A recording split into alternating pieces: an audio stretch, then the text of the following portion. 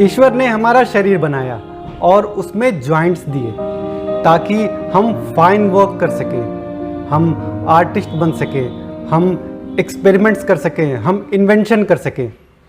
लेकिन अगर ये जॉइंट्स सही तरीके से ना मुड़ें या मुड़ने के बाद सीधे ना हो तो हम क्या करेंगे।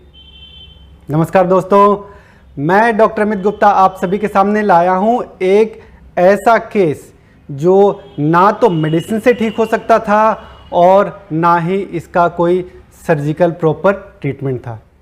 दोस्तों, आज का टॉपिक, आज की बीमारी है रूमेटॉयड आर्थराइटिस। ये रूमेटॉयड आर्थराइटिस थोड़ा डिफ़िकल्ट बोलने में भी है और उससे कहीं ज़्यादा डिफ़िकल्ट ठीक करने और उससे कहीं ज़्यादा डिफ़िकल्ट मरीज़ को ठीक रखने में है। दोस्तों, चलिए सबसे पहले जानते हैं रूमेटॉयड आर्थराइटिस होता क्या है। रूमेटॉयड आर्थराइटिस ये एक ऑटो इम्यून डिजीज़ है। ऑटो इम्यून डिजीज़ यानी कि वैसी बीमारी जिसमें हमारी इम्यूनिटी ही गलती से बाय मिस्टेक हमारे शरीर के, हमारे ऑर्गन पे ही अटैक करना शुरू कर देते हैं और उसे डिस्ट्रॉय कर देते हैं। ये कंडीशन अनट्रीटेबल होती है, इसे किसी तरह से सिर्फ मैनेज किया जा सकता है। लेकिन जैसा मैंने और भी बीमारियों में अपने होम्योपैथी से ठीक किया है लोगों को, जैसे एलोपेशिया, सोराइसिस, ये सब भी ऑटो इम्यून डिजीज़ हैं, लेकिन होम्योपैथी इसमें बहुत बढ़िया काम करती है और इन बीमारियों को जड़ से ठीक करती है। वैसा ही केस है रूमेटॉयड आर्थराइटिस का। तो ये ऑटो इम्यून डिजीज़ है और हमारी इम्यूनिटी जॉइंट्स पे जब अटैक करती है गलती से, उसे ऐसा समझती है कि ये फॉरेन सब्सटेंस है, ये बाहर से आए हुए पैथोजेंस, बैक्टीरिया, वायरस है, तो उस पर अटैक करके उसे डिस्ट्रॉय करना शुरू कर देते हैं। रूमेटॉयड आर्थराइटिस के पैथोलॉजी में 4 स्टेजेस हैं। पहला प्री क्लिनिकल, दूसरा साइनोवाइटिस, तीसरा डिस्ट्रक्शन और चौथा डिफॉर्मिटी। प्री क्लिनिकल स्टेज यानी पेशेंट को हल्का फुल्का दर्द महसूस होता है जॉइंट्स में, लेकिन ज़्यादा कोई सीरियस सिम्टम नहीं आता। लेकिन इसमें कुछ पैरामीटर्स होते हैं जैसे कि ESR, C reactive protein, RA factor etcetera, ये थोड़े से बढ़े हुए आते हैं टेस्ट कराने पे। Stage 2 synovitis.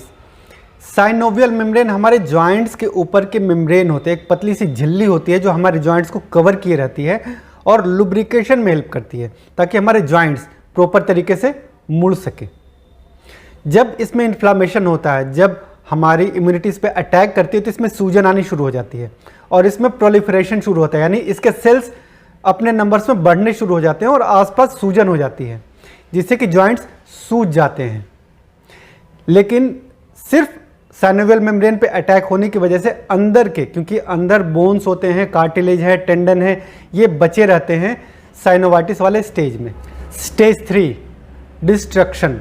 डिस्ट्रक्शन यानी साइनोवाइटिस के बाद इसके अंदर जो पार्ट्स होते हैं, बोन्स, कार्टिलेजेस, ये सारे इरोड होने शुरू हो जाते हैं वन बाय वन। साइनोवाइटिस के बाद, साइनोवियल मेम्ब्रेन के डिस्ट्रक्शन के बाद कार्टिलेज का डिस्ट्रक्शन शुरू होता है और कार्टिलेज के इरोजन के बाद बोन्स का इरोजन शुरू हो जाता है और धीरे धीरे जो जॉइंट्स की हड्डियां होती हैं, आमने सामने के फोकल बोन्स होते हैं, वो घिसने शुरू हो जाते हैं और इस कदर घिस जाते हैं कि ये मूवमेंट नहीं कर सकते।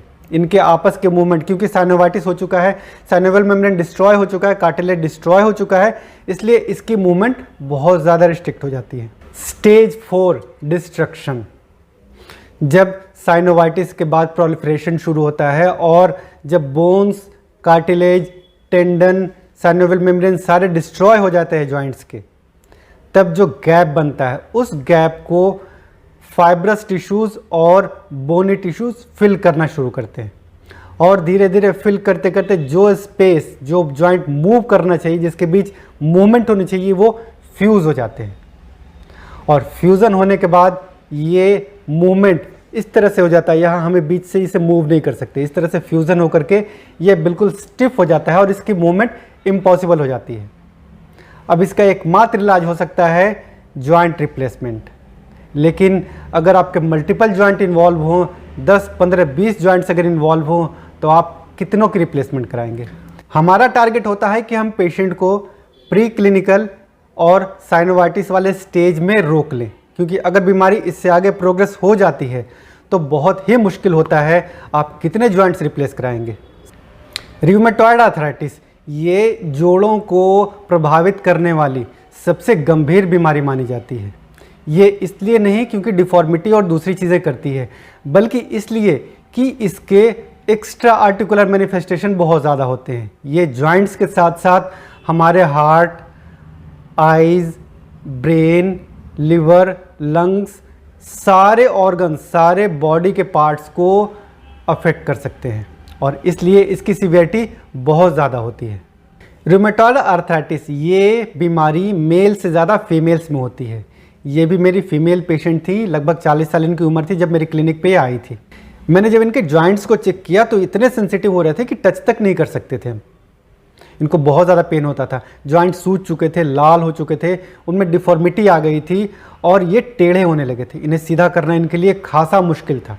मैंने जब इनका RA फैक्टर का टेस्ट कराया तो वो 225 से ऊपर था। नॉर्मल वैल्यू 14 से नीचे होता है, यानी कि ये लगभग 20 गुना ज़्यादा हो चुका था। पेशेंट की हड्डियां मुड़ने लगी थी, यानी ये स्टेज 3 या स्टेज 4 पे जा चुके थे। दर्द इतना ज़्यादा कि मैं बता नहीं सकता। आइए इनके पति के मुंह से ही सुनते हैं कि पेशेंट की क्या कंडीशन थी। सर, मैं एक बात सभी से कहना चाहता हूँ अपने वाइफ के बारे में। हमारे वाइफ को 2017 के आसपास आर्थराइटिस का लक्षण आया था। मैं काफ़ी परेशान हुआ और उसको लेके काफ़ी इधर उधर दिखलाया।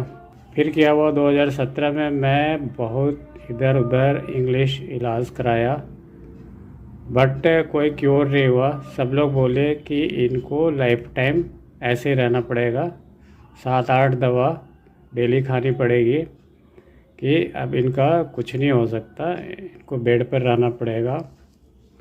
और इनके जो लक्षण आ गए थे धीरे धीरे इतने बढ़ गए थे कि हाथ मतलब एकदम मुड़ के ऐसे हो गए और एक गिलास भी नहीं पकड़ सकती थी, गिलास में पानी नहीं उठा सकती थी। तो समझ लीजिए काम तो बहुत दूर की बात है कि घर के कोई काम कर ले। ठीक है, तो बाय द वे फिर मैं हमारे बहुत ही अच्छे कलीग डॉक्टर साहब, doctor Amit Gupta, DP memorial sector 3 में जो है, पहले भी मैं जाता था उनके पास। मैं फाइनली वहाँ गया और उन्होंने ट्रीटमेंट स्टार्ट किया और उन्होंने बहुत ही धैर्य दिया। बोला आप थोड़ी देर वेट कीजिए, ये ट्रीटमेंट चलने दीजिए। और आई कांट बिलीव, ट्रीटमेंट चलने के बाद वो ठीक होने लगी और 3 महीने में तो बहुत ही ठीक हो गई। और 6 महीने के बाद तो पता ही नहीं चला कि इनको आर्थराइटिस था, क्योंकि सभी ने बोल दिया था कि अब इनसे कुछ नहीं हो सकता, ज़िंदगी भर 7-8 दवा डेली इंग्लिश की खाते रहो और जैसे है बेड पर रहना है रहो।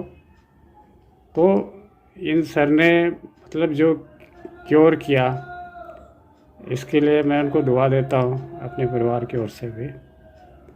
तो इनके पास एक बार ज़रूर भी किसी भी क्रिटिकल बीमारी के लिए ज़रूर मिलना चाहिए। और भी मैंने बहुत लोगों को रेफरेंस दिया है और वो ठीक हो के आया। Thank you. इसके बाद मैंने पेशेंट का केस लेना शुरू किया।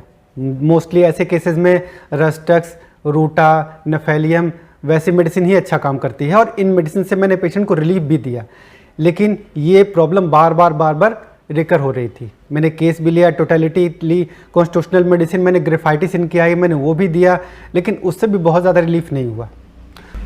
जब सारे मेडिसिन टेम्परेरी रिलीफ देने लगे और परमानेंट क्योर नहीं हो रहा था, तो फिर मुझे फिर से नोसोड्स की याद आई।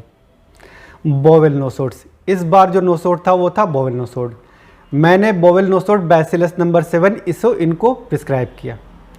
मेडिसिन प्रिस्क्राइब करते के साथ जो इन्हें रिलीफ मिल रहा था वो वापस से एग्रावेट हुआ और 2 दिन पेशेंट की हालत बहुत बुरी थी, लेकिन तीसरे दिन से उनको आराम आना शुरू हो गया। पेशेंट बहुत परेशान थे, बार बार मुझे कॉल कर रहे थे, बार बार उनके पति मेरे क्लिनिक पे विजिट कर रहे थे कि सर मैं क्या करूं, इन्हें दर्द बर्दाश्त नहीं हो रहा, पहले ही था अब और ज़्यादा बढ़ गया है। मैंने कहा तसल्ली रखिए, ये ठीक हो जाएंगी। मैंने इनको वीकली डोज दिया, हर वीक पे मैंने उन्हें रिपीट किया। धीरे धीरे धीरे धीरे पेशेंट पर रिलीफ होना शुरू हुआ।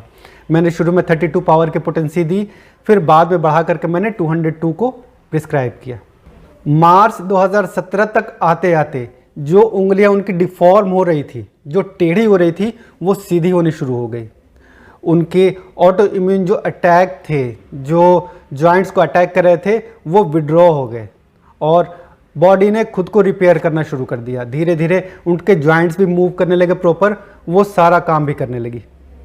और मार्च के अंत में जब मैंने इनके आरए फैक्टर की रिपोर्ट कराई तो वो 4 से भी नीचे आ चुकी थी, लगभग 4 के आसपास। और ये 2017 मार्च के आसपास की बात है, यानी आज से 5 साल पहले। इन 5 सालों के बाद भी पेशेंट को दोबारा रूमेटॉइड आर्थराइटिस नहीं हुआ। तो देखा दोस्तों आपने कैसे एक ऐसा केस जो कि ना मेडिसिन से ठीक होना पॉसिबल था और ना सर्जरी से, वो एक अच्छी होम्योपैथी से ठीक हो गया और ठीक हुआ भी, और परमानेंट ठीक हुआ, जिसे हम लोग परमानेंट क्योर कहते हैं होम्योपैथी में, जड़ से ठीक करना।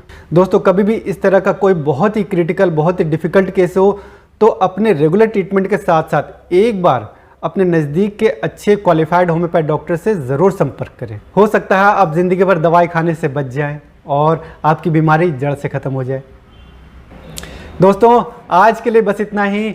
मैं डॉक्टर अमित गुप्ता बहुत जल्द आऊँगा आपके पास एक नए इन्फॉर्मेटिव वीडियो, एक नए वंडर क्योर के साथ। तब तक होम्योपैथी के साथ सुरक्षित रहें, स्वस्थ रहें। नमस्कार।